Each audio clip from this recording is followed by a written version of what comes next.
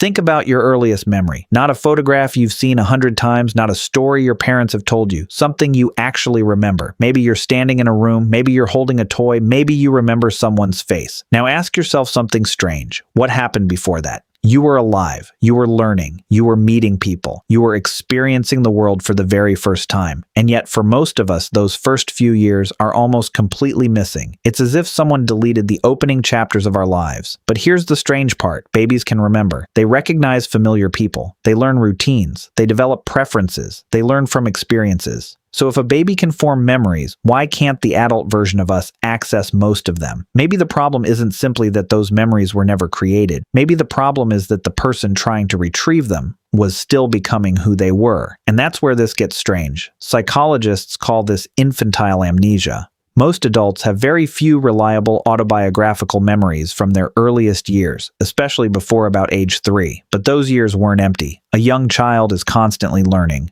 Faces, voices, places, emotions, relationships, what feels safe, what feels dangerous. The brain is absorbing information constantly. So imagine your childhood as a huge archive. Thousands of experiences are being added, but years later, when you try to open the earliest folders, there's almost nothing you can consciously retrieve. At first, the explanation seems obvious. A baby's brain isn't developed enough to remember. But that's not quite right, because babies clearly learn from the past. They recognize people they've seen before. They learn familiar routines. They remember associations. So the real mystery isn't whether babies can remember, it's this. Why don't those early memories survive as the autobiographical memories we have as adults? And the answer may involve something more than memory itself. It may involve who you were becoming. Think about an adult memory. You might remember, when I was 5, I went to the park with my father. That isn't just an event. It has a time, a place, another person, and most importantly, you. You know that the person who experienced that event was the same person remembering it now. But a very young child is still developing that kind of autobiographical understanding. They're learning that they're a person who existed yesterday, exists today, and will exist tomorrow. They're learning language. They're learning time. They're learning how the past connects to the present. And language gives experiences something incredibly powerful, a structure. An experience can eventually become a story. Instead of simply experiencing a frightening moment at a park, you can later remember, I was 4 years old. My father took me to the park, and I became scared when my balloon flew away.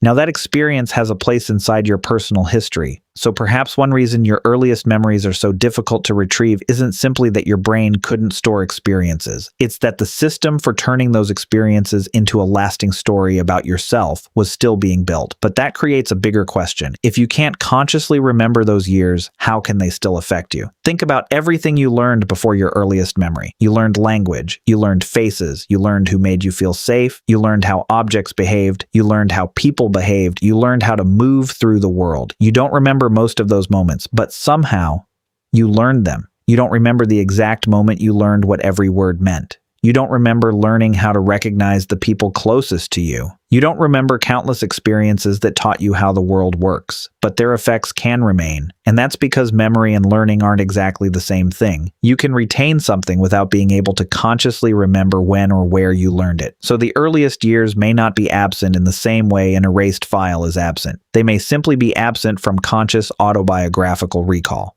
while still leaving traces in the person you became.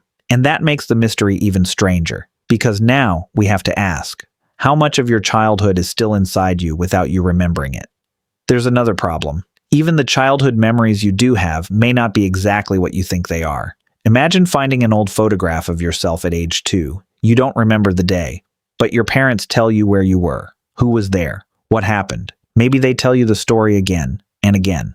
Eventually, you can picture the scene. Years later, that image may feel like something you personally remember. But ask yourself, are you remembering the event or remembering the story about the event? Sometimes it can be surprisingly difficult to tell. A photograph can become part of your mental image. A family story can become part of your memory. Information you learned later can fill in details, and your brain can combine these pieces into something that feels completely real. That doesn't mean every childhood memory is false. It means memory isn't a perfect recording of the past. Your brain doesn't store your life like a video camera. Memory is reconstructed, and some of the earliest experiences you believe you remember may contain pieces added long after the original event. Now return to the original mystery. memory. Why would we remember so little from the beginning of our lives? Because those years weren't necessarily about preserving a detailed autobiography. Your brain was building the foundations for everything that came later: language, movement, recognition, social understanding, emotional responses, attachment, your understanding of other people, your understanding of yourself. You don't remember learning how to speak, but you speak. You don't remember learning which people made you feel safe, but those relationships mattered. You don't remember countless moments that shaped how you respond to the world, but the person who experienced them became you. And this creates a strange irony. The years you remember least may be among the years when you were changing the most. From the perspective of your adult memory, those years can look almost empty. But from the perspective of the child living them, they were everything. Every face was new. Every room had to be learned. Every word had to be discovered. Every relationship had to be understood. The child wasn't failing to experience life. The child was building the foundations of the person who would eventually look back on it. Think about your first memory. It feels like the beginning of your life story, but it isn't. You existed before it. You had preferences before it. You formed attachments before it. You learned before it. You changed before it. There is an entire period of your life that helped create the person you became. And the adult version of you may have almost no conscious access to it. That's extraordinary, because we usually think memory tells us who we are, but memory is not a complete record of who we were. It's selective, it's reconstructed, and it begins only after the person doing the remembering has developed enough to connect the past to a continuing sense of self. Your first memory isn't necessarily the first chapter of your life. It's simply the first chapter your current mind can still read. Before that chapter, there was still a child experiencing an entire world for the first time, learning how to speak, how to trust, how to understand, how to remember, and eventually, how to become the person who would look back and wonder where those years went. Maybe they weren't really missing. They were simply lived by a version of you that the current version can no longer fully reach. Your childhood didn't disappear. You simply can't remember all of it.